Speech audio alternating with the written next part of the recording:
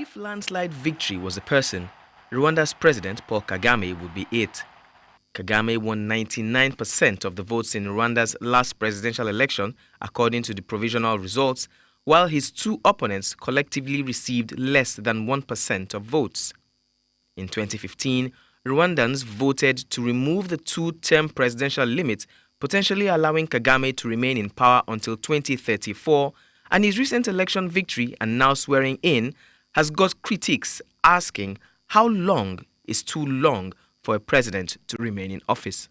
In this century, it is not really nice for leaders to consistently and persistently remain in power, and so I hope that Paul Kagame will not go the same way like other countries, in Africa, where the leaders have been there for more than 35 years, for more than some up to 40 years. Some of the longest-serving African leaders include Theodore Obiang, who has ruled for 45 years, Paul Biya, 42 years, Yoweri Museveni, 38 years, amongst others. Though Kagame may not be as old as some of the longest-serving presidents in Africa, some still believe he has been ruling for a long time and as such should step aside, while others believe it's okay to stay even longer since the country's economy is doing well under him. It means stability for the country.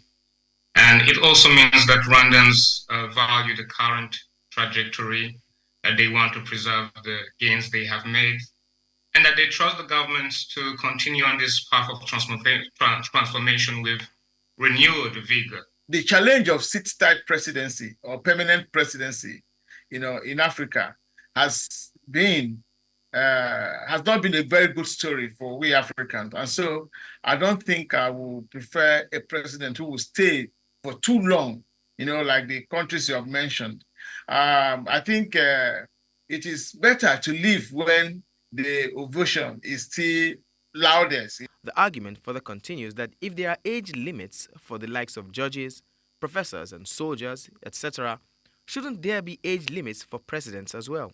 If you feel, in terms of your biological makeup, in terms of your psychology and everything, you're okay, then what's wrong with that?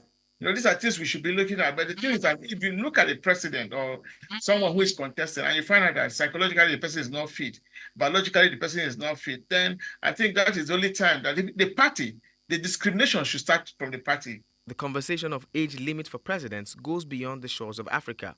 82-year-old Joe Biden, who recently pulled out of America's presidential race, and 78-year-old Donald Trump are the two oldest candidates the nation has seen, and some say this is a cause for concern.